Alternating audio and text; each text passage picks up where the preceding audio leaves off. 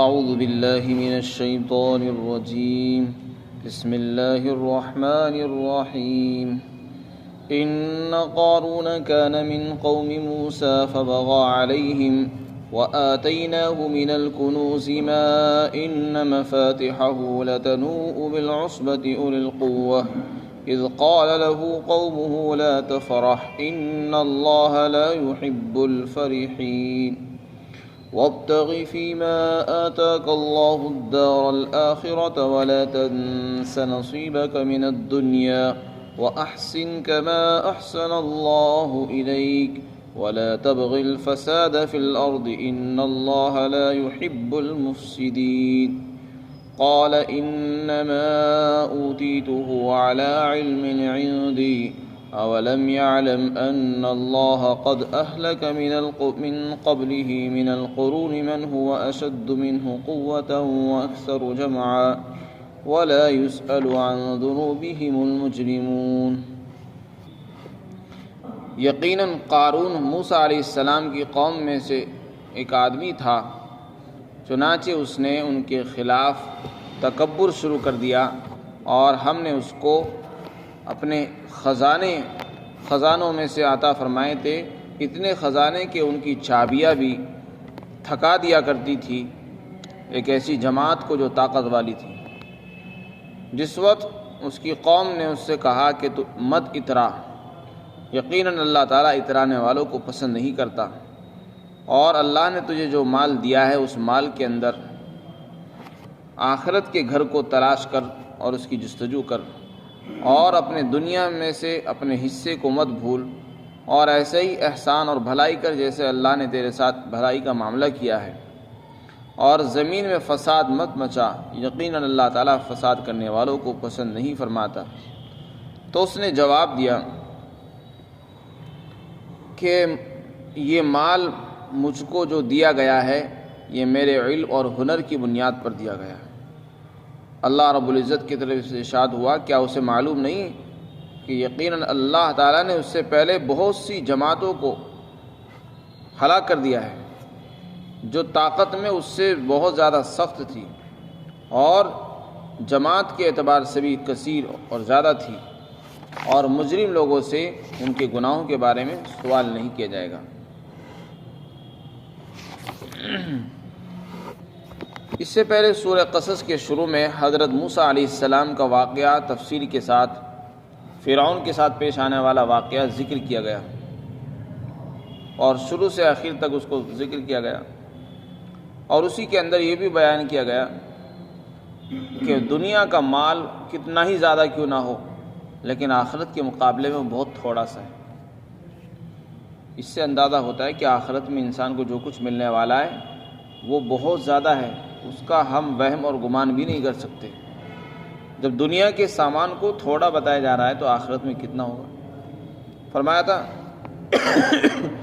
وَمَا أُوتِيتُم مِّن شَيْءٍ فَمَتَاعُ الْحَيَاةِ الدُّنْيَا، تمہیں جو کچھ ملا ہے دنیا میں وہ دنیا کا تھوڑے دن کا سامان ہے، اور اللہ کے پاس جو کچھ ہے وہ اس سے کئی گنا زیادہ بہتر اور ہمیشہ باقی رہنے والا ہے۔ تو اس میں یہ سبق دیا گیا تھا کہ دنیا کا سامان کتنا ہی زیادہ کیوں نہ ہو، انسان کو اس پر فخر نہیں کرنا چاہیے، اور اسی میں لگ کر آخرت سے غافل ہونا یہ عقل مندی کے خلاف ہے۔ اصل چیز آخرت ہے اور اسی میں انسان کو لگنا چاہیے۔ چنانچہ اب یہاں سے حضرت موسیٰ علیہ السلام کا ایک دوسرا واقعہ ذکر کیا گیا جو ان کے ایک ہی برادری کے آدمی کے ساتھ پیش آیا۔ قارون حضرت موسیٰ علیہ السلام کی برادری کا آدمی تھا۔ حضرت موسیٰ علیہ السلام کی برادری سے کیا تعلق تھا اس کا؟ مفسرین میں سے بعض نے ذکر کیا کہ وہ آپ کا چچا زاد بھائی تھا، کسی نے کچھ اور رشتہ ذکر کیا۔ خلاصہ یہ کہ قرآن کریم نے بیان کیا کہ وہ موسیٰ علیہ السلام کی قوم کا ایک آدمی تھا۔ اللہ نے اس کو مال بہت دیا تھا۔ محمد ابن اسحاق کی روایت ہے کہ وہ تورات کا بھی حافظ تھا، لیکن بنی اسرائیل کی سیادت اور سرداری حضرت موسیٰ علیہ السلام کو حاصل تھی۔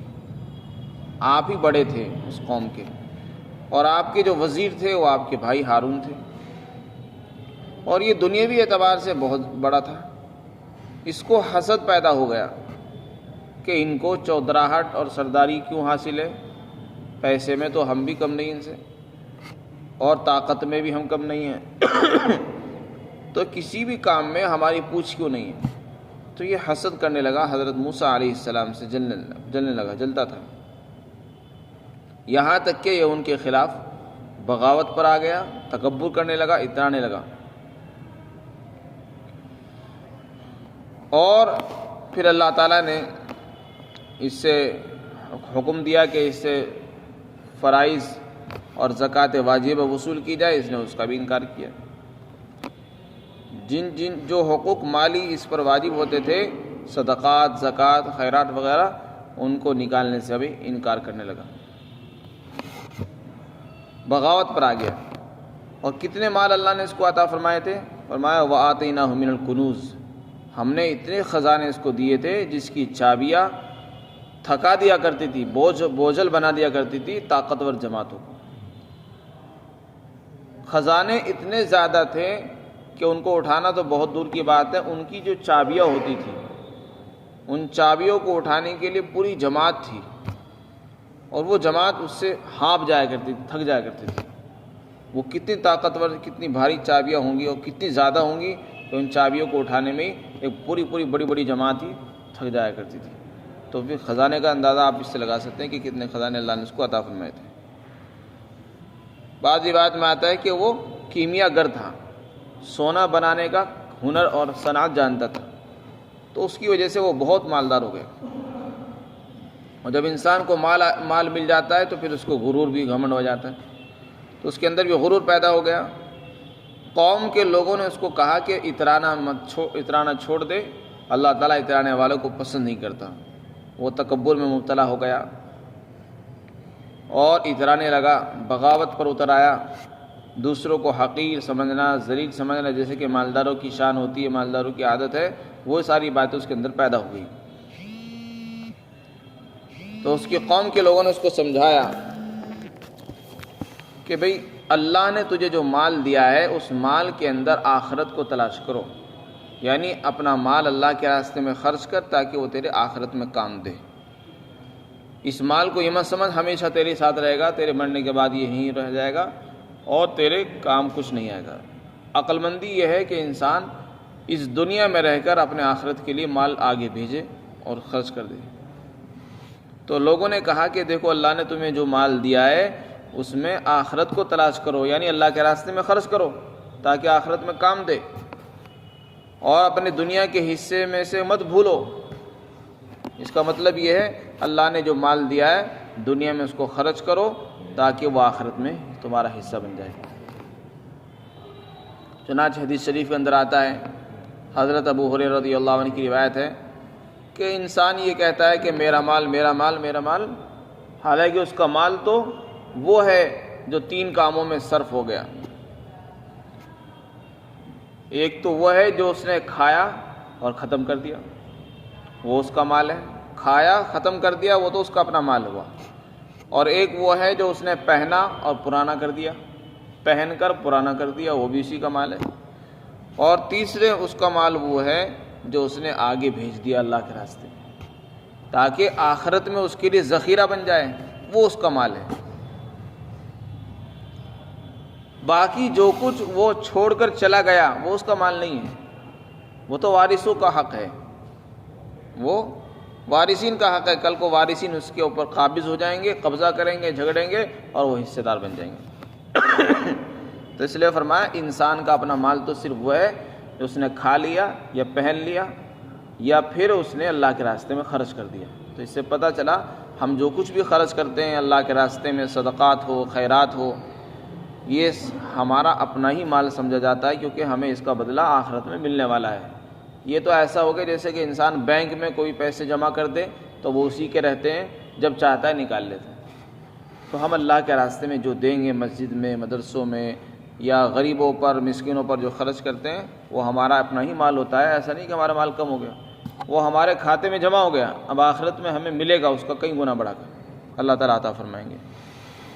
ایک اور روایت میں آتا ہے اللہ کے رسول صلی اللہ علیہ وسلم نے فرمایا، کیا تم میں سے کوئی آدمی ایسا ہے جو یہ پسند کرے کہ اپنے مال کو چھوڑ کر اپنے وارث کے مال سے محبت کرنے لگے؟ تم میں سے کوئی آدمی ایسا ہے جو اپنے مال کی بنسبت اپنے وارث کے مال سے محبت کرتا ہو؟ صحابہ نے عرض کیا، رسول اللہ ایسا تو کوئی آدمی نہیں ہے، ہم میں سے تو کوئی آدمی ایسا نہیں ہوگا کہ جو اپنا مال چھوڑ کر وارث کے مال سے محبت کرنے لگے۔ تو سمجھ میں نہیں آئی بات۔ تو آپ نے فرمایا کہ دیکھو تمہارا مال وہ ہے جو تم نے آگے بھیج دیا، یعنی اللہ کے راستے میں خرچ کر دیا تاکہ وہ آخرت میں کام آئے، وہ تمہارا مال ہے۔ اور تمہارے مرنے کے بعد جو چھٹ جائے گا وہ تمہارے وارثین کا مال ہے۔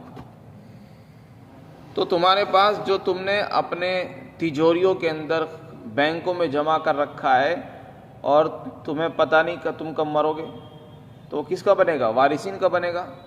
تو تم محبت اس سے ایسے کر رہے ہو جیسے تمہارا مال ہے۔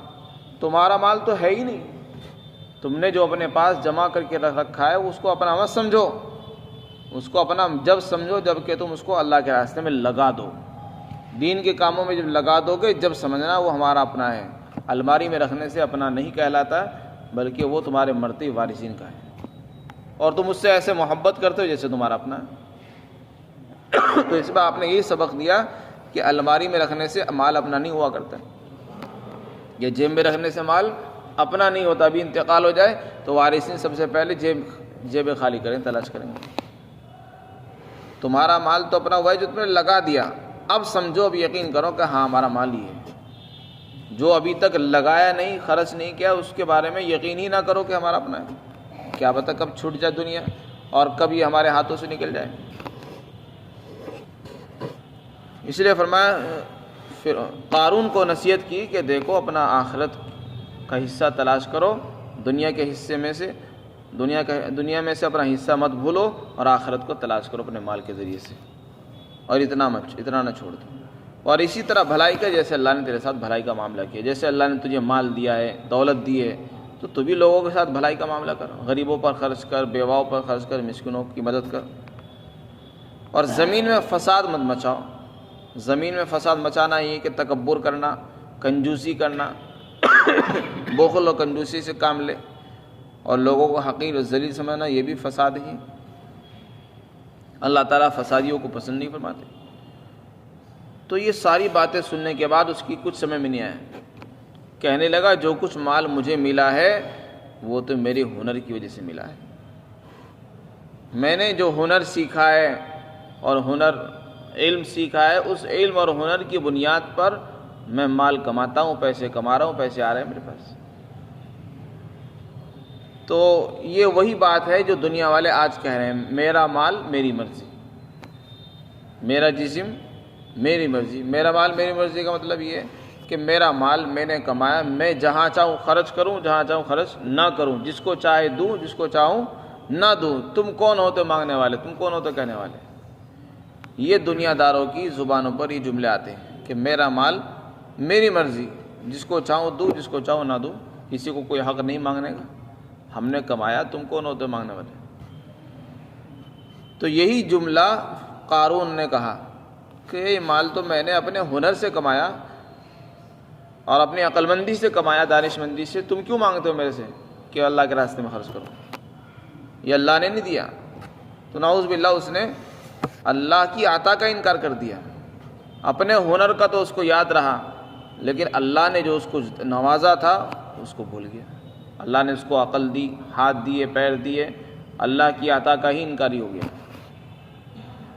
تو اللہ نے پوچھا کیا اسے پتہ نہیں کہ ہم نے اس سے پہلے کتنی ساری جماعتوں کو ہلاک کیا ہے جو پیسے میں بھی اس سے کم نہیں تھی، طاقت میں بھی کم نہیں تھی۔ تو طاقت میں اس سے زیادہ سخت اور مضبوط لوگ تھے، ہٹے کٹے آدمی تھے، اس سے لمبے تھے، اور جماعت میں بھی اس سے زیادہ جتھے والے تھے، لیکن ہم نے ان کو بھی نہیں چھوڑا۔ تو یہ کیا سمجھتا ہے کہ ہم اس کو چھوڑ دیں گے؟ تو یہ مال ایسی چیز ہے، جب انسان کے پاس مال آتا ہے تو یہ خدا کو بھی بھول جاتا ہے۔ یہ نہیں سمجھتا کہ یہ جو عقل، جس عقل سے میں اپنے کاروبار کر رہا ہوں، فیکٹری چلا رہا ہوں، زمین اور تجارت کر رہا ہوں، یہ عقل بھی تو اللہ ہی کی دی ہوئی ہے۔ ایک وقت وہ تھا کہ میرے پاس کچھ نہیں تھا، اب جو کچھ ہے یہ کس نے دیا؟ آخر سب کچھ ہنر سے نہیں ملا کرتا، جب تک کہ اللہ کی طرف سے توفیق نہ ہو۔ تو یہ بات پھر قارون نے کہی اور یہی بات دنیا دار بھی کرتے ہیں۔ وَلَا يُسْأَلُ عَنْ ذُنُوبِهِمُ الْمُجْرِمُونَ، اور مجرمین سے ان کے گناہوں کے بارے میں پوچھا نہیں جائے گا قیامت کے دن کہ تم نے یہ گناہ کیوں کیا تھا، تو تم نے گناہ کیا تھا یا نہیں کیا تھا یہ سوال نہیں ہوگا، اس کی تصدیق اور تکذیب کے بارے میں سوال نہیں ہوگا تم نے یہ گناہ کیا تھا یا نہیں کیا تھا، کیونکہ اللہ کو ہر چیز کا علم ہے۔ فرشتوں نے صحائف کے اندر جو اعمال لکھے ہیں اللہ کو اس کا بھی علم ہے اور خود بھی جانتے ہیں، تو یہ سوال تو ہوگا ہی نہیں کہ تم نے یہ کام کیا تھا یا نہیں کیا تھا۔ ہاں زجر و توبیخ کے طور پر ان سے سوال ہو سکتا ہے، لیکن تصدیق اور تکذیب کے لیے سوال نہیں ہوگا۔